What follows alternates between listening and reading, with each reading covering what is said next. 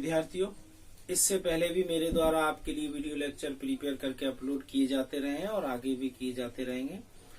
और पिछली बार की तरह मैं इस बार फिर आपसे अपील करना चाहूंगा कि जिस तरह मेरे द्वारा आपके भावी भविष्य को ध्यान में रखते हुए वीडियो लेक्चर प्रिपेयर किए जाकर अपलोड किए जाते रहे हैं, आप भी उसी संजीदगी के साथ वीडियो लेक्चर से या अन्य किसी माध्यम से जिससे भी आप अपनी स्टडी कंटिन्यू रख सकते हैं आप रखें, और किसी भी स्थिति में आप अपनी पढ़ाई से वंचित ना होवें।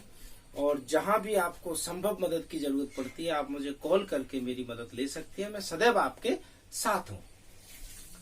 देखिए विद्यार्थियों, आज का मेरा विषय है discuss the law relating the expert and it's opinion.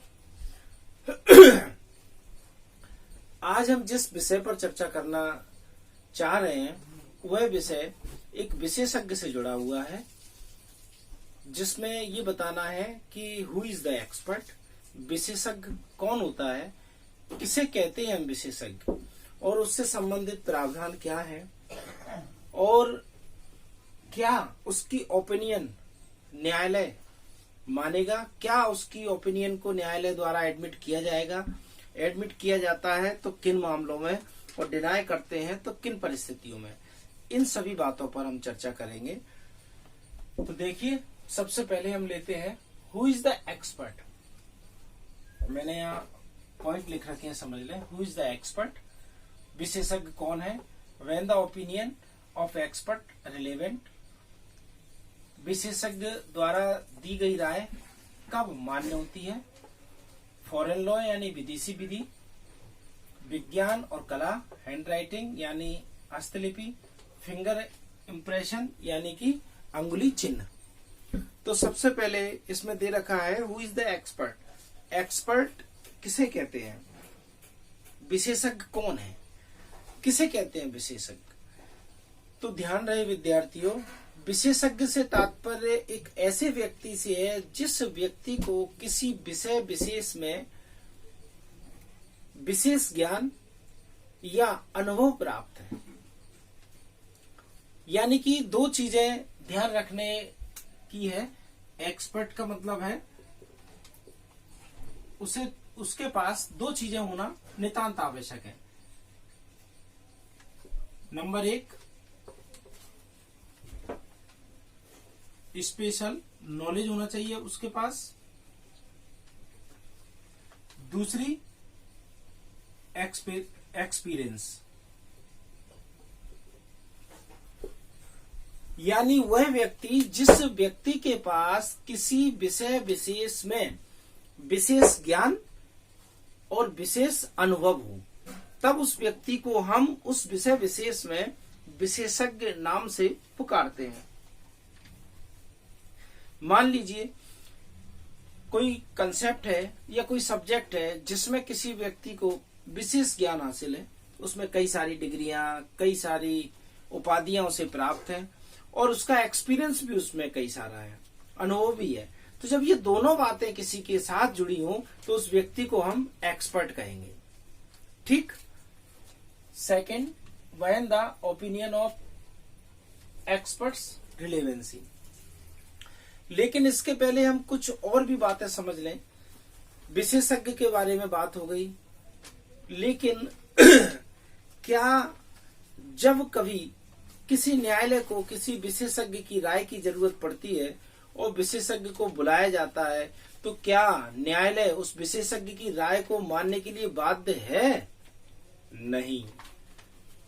ये सदैव याद रखना विद्यार्थियों कि किसी भी एक्सपर्ट्स की ओपिनियन कोर्ट ले सकता है, लेकिन कोर्ट उस एक्सपर्ट की ओपिनियन से बाउंड नहीं है। विशेषज्ञ द्वारा राय तो प्राप्त कर सकता है न्यायालय, लेकिन अगर ये कहा जाए कि विशेषज्ञ ने जो राय दी है उस राय से न्यायालय को बांधा जा सके, तो न्यायालय को उस राय से बांधा नहीं जा सकता है। न्यायालय बाउंड नहीं है उस ओपिनियन को मानने के लिए। हो सकता है न्यायालय एक्सपर्ट्स की राय मान जाए और हो सकता है डिनाई कर दे।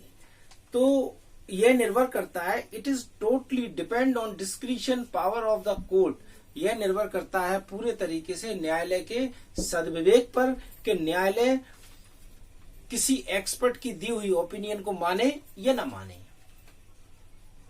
क्लियर? दूसरी बात, जिस एक्सपर्ट को न्यायालय द्वारा बुलाया जाता है उससे ओपिनियन मांगी जाती है, न कि जजमेंट। कहने का तात्पर्य यह है कि जब न्यायालय किसी एक्सपर्ट से ओपिनियन मांगे तो एक्सपर्ट की ये जिम्मेदारी है कि वह संबंधित विषय पर सिर्फ अपने विचार व्यक्त करे, न कि उस मामले के संबंध में फैसला। निर्णय नहीं देना है। किसी भी विशेषज्ञ को किसी भी मामले में निर्णय देने के लिए नहीं बुलाया गया है, उसे केवल उस विषय के संबंध में विचार व्यक्त करने के लिए बुलाया गया है कि इन परिस्थितियों में न्यायालय यह जानना चाहता है, आप विशेषज्ञ हैं, कि आपकी राय क्या होगी। तो एक विशेषज्ञ को उन परिस्थितियों में केवल अपनी राय देना है, न कि निर्णय। दो बातें मैंने यहां कही, एक कि विशेषज्ञ सिर्फ राय दे सकता है और विशेषज्ञ की दी हुई राय से न्यायालय कभी भी बाउंड नहीं है, बंधनकारी नहीं होगी न्यायालय के ऊपर। दूसरी बात मैं ये कह रहा हूं कि जब न्यायालय द्वारा किसी विशेषज्ञ से राय मांगी गई है तो सिर्फ वह राय दे, न कि निर्णय। न्यायालय का ऐसा कहने का कोई अधिकार बनता है कि आप अपनी राय दें, लेकिन किसी भी विशेषज्ञ का ऐसा कोई अधिकार नहीं बनता है कि वह संबंधित मामले में अपना निर्णय दे दे कि हाँ साहब ऐसा हो सकता है और ऐसा ही होगा। ये तो कोर्ट की पावर है कि कोर्ट किस निष्कर्ष पर पहुंचता है और कोर्ट उसको एडमिट करता है या नहीं करता है। आगे चलते हैं विद्यार्थियों। Who is the expert? मैंने बता दिया कि जब किसी व्यक्ति को किसी विषय विशेष में विशेष ज्ञान और अनुभव प्राप्त हो तो उसे हम एक्सपर्ट कहेंगे। Second, when the opinion of expert relevancy, किसी विशेषज्ञ द्वारा दी हुई राय किन मामलों में सुसंगत होगी या नहीं होगी, यह देखने के लिए हमने यहाँ नीचे कुछ पॉइंट्स दे रखे हैं। उन पॉइंट्स को वन बाय वन करके समझ लेते हैं, बात क्लियर हो जाएगी। When the opinion of expert relevant, किसी विशेषज्ञ द्वारा दी हुई राय कब सुसंगत होगी? नंबर 1, फॉरेन लॉ, विदेशी विधि। नंबर 2, साइंस एंड लॉ यानी कि विज्ञान और विधि। नंबर 3, हैंडराइटिंग यानी हस्तलिपि।